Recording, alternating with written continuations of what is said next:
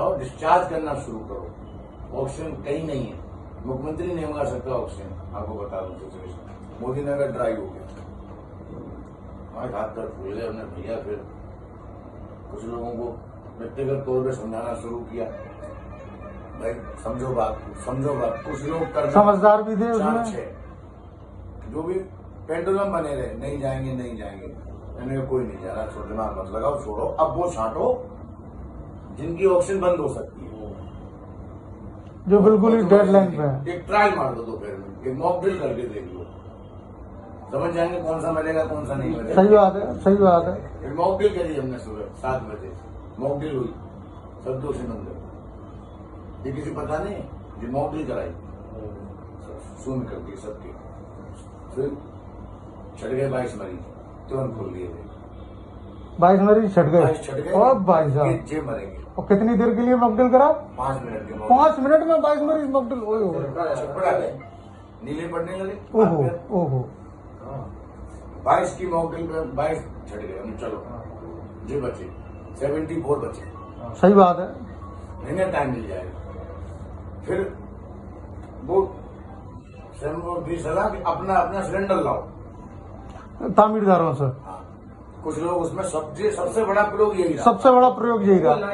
Corona महामारी की दूसरी लहर के बीच अफरा तफरी में कई कत्ल नहीं गिने गए, कई गुनहगारों ने अपना चेहरा छिपा लिया, कई लोगों ने सबूत दबा लिया, मरने वालों की गिनती बढ़ती रही। सब ठीक है वाले आश्वासन के बीच परिवार वालों को अचानक शव थमा दिए गए।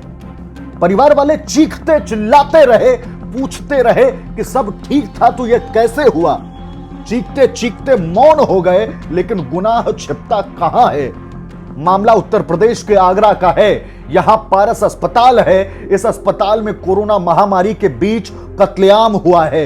इस बात को खुद अस्पताल का एक डॉक्टर बता रहा है कि कितनी दरिंदगी के साथ कई लोगों को मौत के घाट उतारा गया है। ऑक्सीजन होने के बावजूद सांसों को बंद कर लोगों को मारा गया है। कत्ल की पूरी स्क्रिप्ट लिखी गई थी, फिर उसे तैयारी से अंजाम दिया गया। इन लोगों ने मरीजों के नीले पड़ते चेहरे देखे थे, उखड़ती हुई सांसों के बाद मौत का खतरनाक प्रयोग कर रहे थे। डॉक्टर बता रहा है कि 22 लोग छट गए। सवाल यह है कि तुम्हें रहम नहीं आई। खैर, इनके लिए इंसान और इंसानियत का हिसाब बहुत बौना है। वीडियो वायरल हुआ तो डॉक्टर अरिंजय जैन सफाई दे रहा है, बता रहा है कि उसका वीडियो तोड़ मरोड़ कर पेश किया गया। कहा कि अस्पताल में 26 अप्रैल को अस्पताल में 4 लोगों की मौत हुई और 27 अप्रैल को 3 लोगों की मौत हुई। लेकिन सवाल अब इस आंकड़े की हकीकत को लेकर भी है। सवाल यह भी है कि कितने ही मरीजों की मौत का कोई हिसाब ही नहीं है। इन सब के बीच एक अहम बात यह भी है कि पिछले साल महामारी अधिनियम के तहत पारस अस्पताल के संचालक पर मुकदमा दर्ज हुआ था। इसी अस्पताल पर आरोप था कि इसने आगरा समेत 10 जिलों के मरीजों में कोरोना फैलाया। फिर भी डीएम साहब की मेहरबानी पर इसे कोविड हॉस्पिटल बना दिया गया।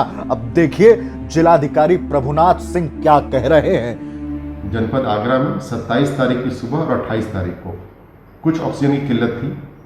इसमें हम लोगों ने जो अपनी लोकल व्यवस्था की थी, हमारे यहाँ एक एयर टू ऑक्सीजन प्लांट था सिकंदरा में। वहाँ लगभग 900 सिलेंडर हमें 24 आवर्स में वहाँ से मिल जाते थे।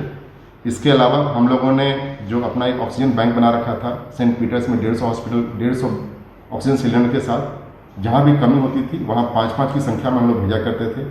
इस पारस के केस में भी सर्वप्रथम हम लोगों ने 5 सिलेंडर भेजे। जब इनको और रिक्वायरमेंट हुई और इनके जो नॉर्मल वेंडर थे मिस्टर त्यागी, वो सप्लाई नहीं कर पाए। पार्थ जो हमारा एक अच्छा सप्लायर था, उसने इस समय काफ़ी मेहनत किया था, उनके द्वारा भिजवाया गया।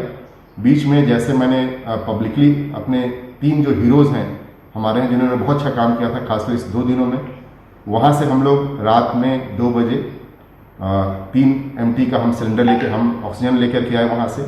जैसे ही आने के बाद जो हमारे 14 हॉस्पिटल हैं जो LMO पे डिपेंडेंट थे, वहाँ उनको भर दिया गया और बाकी जो हमारे IMA के हॉस्पिटल्स थे वहाँ सिलेंडर्स की आपूर्ति पर्याप्त हो गई।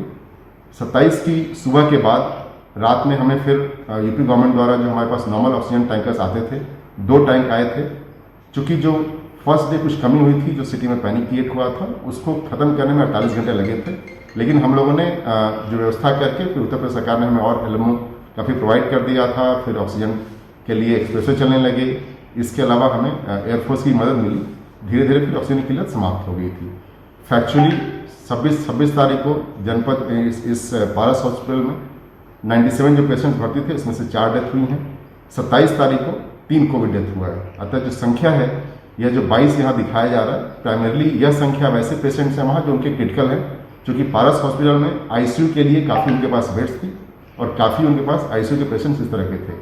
अतः इस बात में कि 22 लोगों की डेथ हुई कोई सत्ता नहीं है, लेकिन फिर भी आज जो वीडियो कुछ प्रचारित किया जा रहा है, इसको ठीक से एक बार अध्ययन कर लिया जाएगा और इसमें जो भी आगे कार्रवाई किया जाएगा। अब पड़ताल चल रही है, लेकिन व्यवस्थाओं से इस वीडियो के बाद भरोसा टूटा है, यह विश्वास टूटा है कि गंभीर मरीजों को बचाया जा रहा था। मौत की यह मॉक ड्रिल उत्तर प्रदेश के हालातों पर सवाल खड़े कर रही है। मौतों के आंकड़ों पर भी सवालिया निशान है। जरूरत है पूरे प्रदेश के अस्पतालों को खंगालने की, हर मौत की वजह जानने की, क्योंकि अब प्रदेश यह भी पूछ रहा है कि कितनों को मारा गया है।